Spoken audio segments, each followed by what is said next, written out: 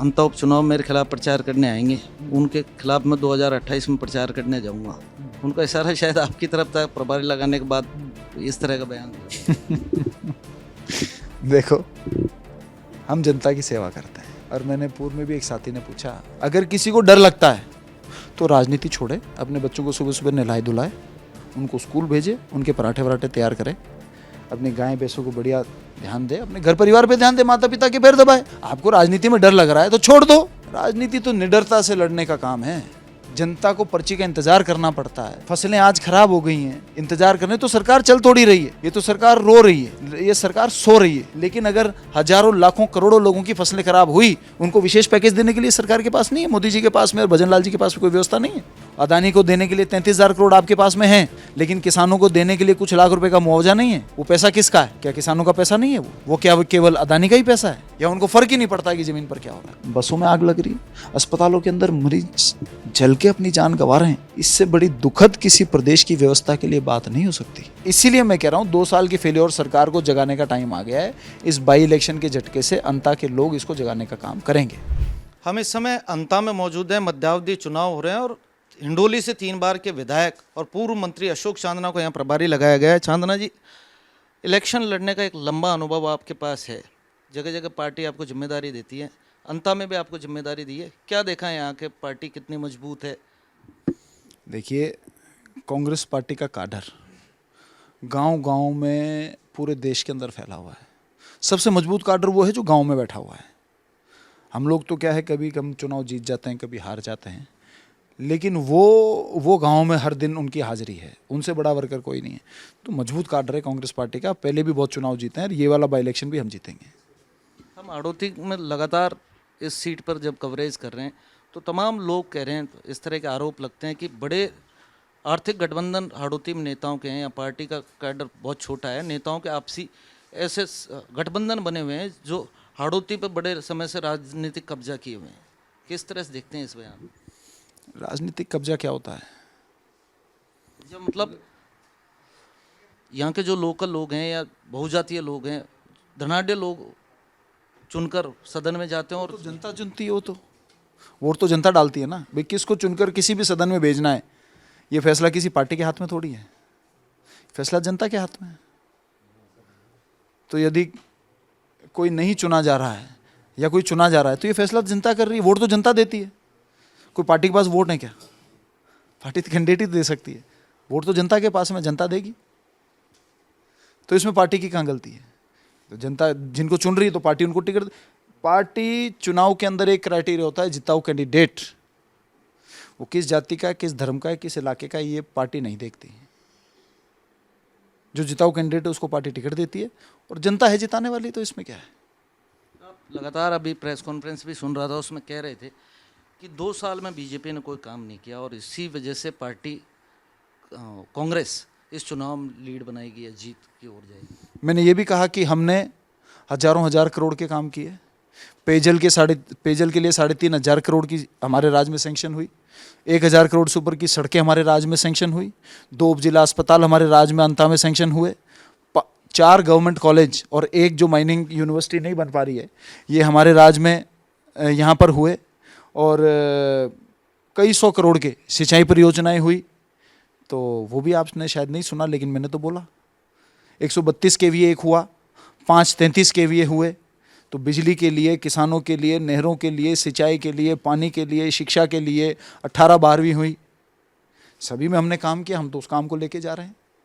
पर आप वो 2-3 में से एक ही बात देख रहे हैं। मैं तो ये भी कह रहा हूँ कि हमने काम किया, उसका हमारा थोड़ा सा आशीर्वाद 23 में कम रह गया, बहुत छोटा मार्जिन रहा। तो वोट भी बहुत मिला, ऐसी कोई बात नहीं है। तो काम को वोट दिया लोगों ने, थोड़ा कम रह गया, हम थोड़ा सा वो और मांगने आए कि थोड़ा और दो। बारिश हो गई हाड़ौती में, किसानों की फसल हम देख रहे हैं खेतों में पड़ी है, बड़ा नुकसान किसानों को हुआ है। फसल बीमा को लेकर भी बड़ी शिकायतें हैं, लोगों से मिले थे, फसल बीमा का जो पैसा है वो वहाँ अभी किसानों को नहीं मिल पाया। तो पार्टी कोई रणनीति है, ऐसा कोई आंदोलन या चुनाव मुद्दा बनाएंगे?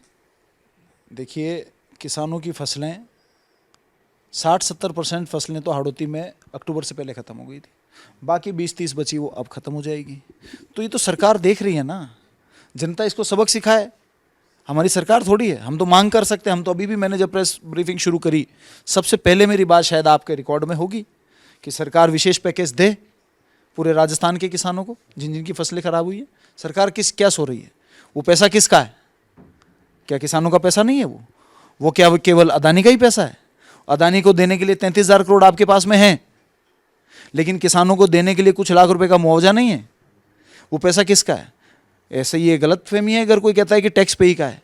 जो टैक्स नहीं देता वो भी सरकार को बहुत पैसा देता है। जो ये कपड़ा खरीदता है, धोती खरीदता है, साफा खरीदता है, उसके ऊपर भी सरकार ने टैक्स लिया हुआ है। तेल साबुन खरीदता है, उसके ऊपर भी सरकार ने टैक्स लिया हुआ है। किसान अपने अनाज लेके मंडी में जाता है, उस पर मंडी टैक्स लगता है। मोटरसाइकिल में पेट्रोल जलता है, पेट्रोल के ऊपर टैक्स लगा हुआ है। ट्रैक्टर के अंदर डीजल जलता है, डीजल के अंदर टैक्स लगा हुआ है। शादी परिवार के प्रोग्राम करता है, उसमें जितनी भी बुकिंगें करता है, जितने भी बिल बनते हैं, सबके ऊपर टैक्स लगता है। हर देश का व्यक्ति टैक्स पे ही है। तो उनमें से एक व्यक्ति को तो आप LIC का 33,000 करोड़ रुपए दे रहे हो, लेकिन बाकियों की फसलें खराब हो गई, किसी का धंधा खराब हुआ तो 33,000 करोड़ एक आदमी को दिया। लेकिन अगर हजारों लाखों करोड़ों लोगों की फसलें खराब हुई, उनको विशेष पैकेज देने के लिए सरकार के पास नहीं है, मोदी जी के पास में और भजन लाल जी के पास में कोई व्यवस्था नहीं है, या उनको पता ही नहीं लग रहा जमीन पे क्या है, या उनको फर्क ही नहीं पड़ता कि जमीन पर क्या हो रहा है। उनसे भी सवाल पूछिए। बिल्कुल सवाल पूछेंगे। भजनलाल जी का आपने नाम लिया। 2 साल से प्रदेश में बीजेपी की सरकार है। कानून व्यवस्था को लेकर आप हमेशा हमलावर रहते हैं। हाड़ौती में कानून व्यवस्था को लेकर बड़े सवाल। पूरे राजस्थान की कानून व्यवस्था चरमरा गई है। केवल कानून व्यवस्था क्या है, अधिकारी किसी की सुन नहीं रहे। मैं आपको कह रहा हूँ, आप एक काम कीजिए, कांग्रेस के कार्यकर्ता को छोड़िए, आप तो अगर आमजन की भी आवाज़ नहीं सुनना चाहते तो छोड़िए, बीजेपी के कार्यकर्ताओं के 1,000 लोगों का इंटरव्यू कर लो। अगर उसमें से 1,000 में से 950 लोग रोए नहीं ना आपके चैनल पे, तो मेरे को बता देना। ऐसी हालत है आज की तारीख में प्रशासन की और पुलिस की। अभी सूची आई थी IPS और RS की। हनुमान बेनीवाल का एक बयान आया था कि अशोक गहलोत की अगर ये लिस्ट तैयार हुई है। देखो, हनुमान बेनीवाल जी तो क्या बोलते हैं ना, वो या तो हनुमान जी जानते हैं या भगवान जानता है। और उन्होंने क्यों बोला, ये आप उनसे सवाल करो। कह रहे थे वही अधिकारी बैठे। मेरी सीनियोरिटी इतनी नहीं हुई कि मैं उनके ऊपर कमेंट करूं। वो तो वो और भगवान ही जानते हैं कि क्या बोला और क्यों बोला। तो भगवान से तो मिलने की अपने को भी इतनी जल्दी नहीं है। भगवान आपकी अभी तो 50 साल और उम्र है, तो हनुमान जी से ही आप पूछ लेना कि भाई वो क्यों बोला। लगातार हादसे हो रहे हैं प्रदेश में। SMS का हादसा देखा, झालावाड़ में बच्चों के ऊपर छत गिरी, बच्चों की मौत हुई, और अभी एक जैसलमेर में हादसा हुआ था, वैसा ही एक शाहपुरा में आज हादसा हुआ है। देखिए, निरंतर लापरवाही की वजह से आप 10 साल से ट्रेन हादसे नहीं देख रहे हैं, रेल की व्यवस्था। क्योंकि आप समझे नहीं, सरकार को केवल अदानी अंबानी की फिक्र है, ये सब लोगों को पता लग गया, तो उनके अलावा और कोई किसी के लिए काम ही नहीं कर रहा है। ट्रेनों को एक्सीडेंट हो रहे हैं, बसों में आग लग रही है, अस्पतालों के अंदर मरीज जल के अपनी जान गंवा रहे हैं। इससे बड़ी दुखद किसी प्रदेश की व्यवस्था के लिए बात नहीं हो सकती। तो जनता को यही जागरूक करने हम लोग आए हैं कि अदानी अंबानी के अलावा आपकी तरफ भी सरकारों का ध्यान करो। कब तक इनको फोकट का वोट देते रहोगे, या आपके साधनों को उनको देते रहेंगे, धर्म के नाम पर आपको मूर्ख बनाते रहेंगे। राहुल जी तो कहते हैं कि वोट चोरी हो गया, और उन्होंने प्रमाण दे दिए। कोई सुनने वाला नहीं है, उल्टा चुनाव आयोग चैलेंज कर रहा है। मैं तो कह रहा हूं आपका धर्म चोरी हो गया। छोटे छोटे बाबा नए नए खड़े हो गए, मूर्खों की तरह जनता के सामने पेश आते हैं। वो क्या धर्मगुरु हैं? उनकी कोई तपस्या है? क्या तपस्या, क्या ज्ञान है उनको? कौन से वेद पढ़े हैं, क्या ज्ञान है उनको? ऐसे लोगों को, हजारों लोगों को मूर्ख बना रहे हैं। आपका धर्म चोरी हो गया पूरे देश का। ये जो अधर्म फैल रहा है, क्योंकि आपका धर्म चोरी हो गया। धर्म के नाम पर अब राजनीति हो रही है।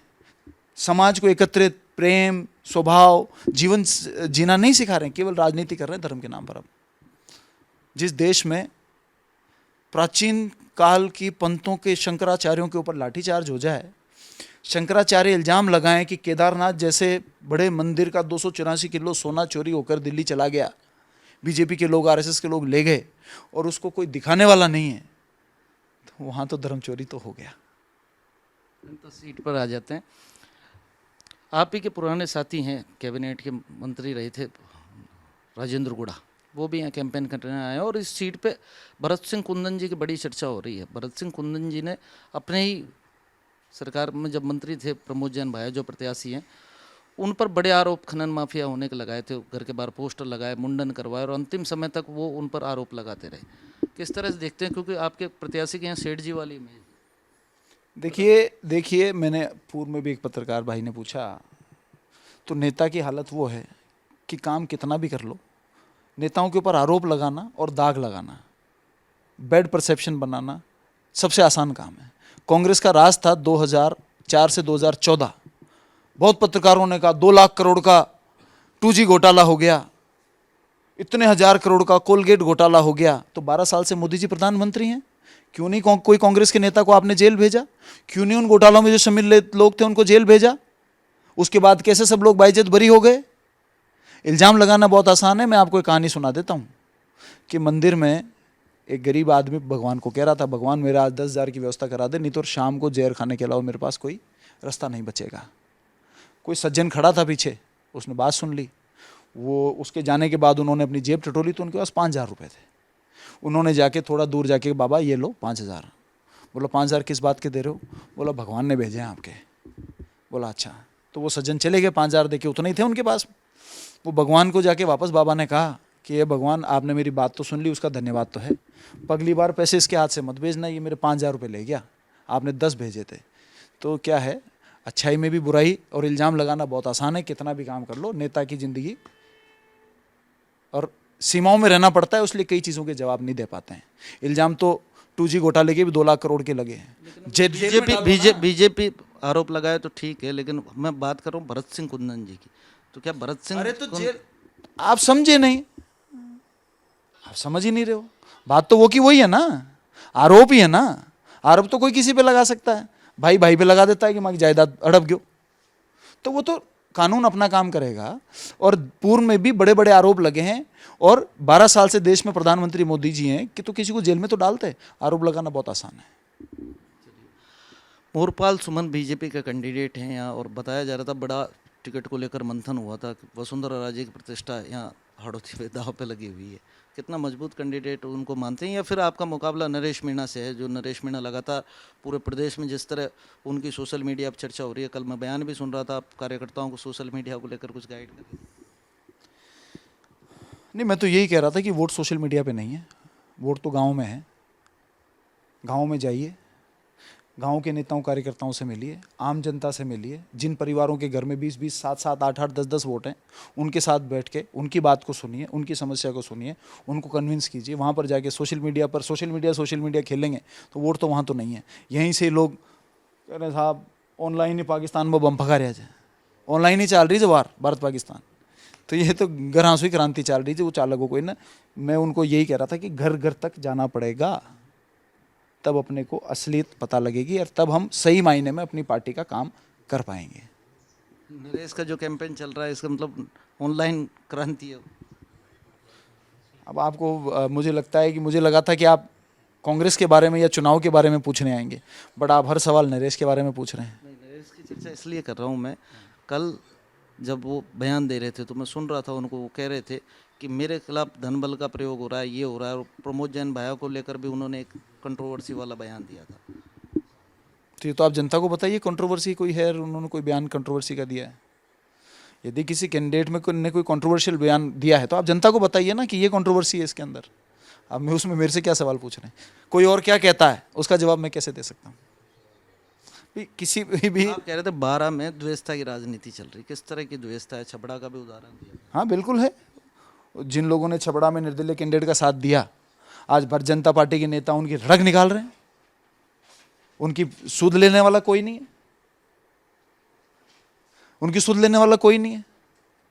बताइए, अगर नहीं हो रहा हो तो सैकड़ों परिवारों की डीपियां उतार ली गई है और वो प्रताड़ित हो रहे हैं।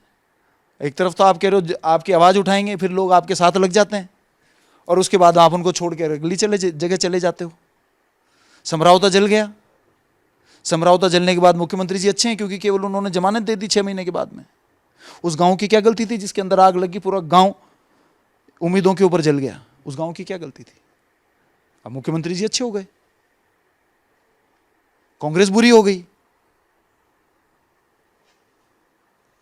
जो आपके साथ खड़ी थी। कांग्रेस के सब नेता आपके साथ खड़े थे। आप निर्दलीय चुनाव लड़के आपने कांग्रेस को हराया, फिर भी आपके साथ खड़े थे। सबने आपके पक्ष में समझौता के मुद्दे पर दिया।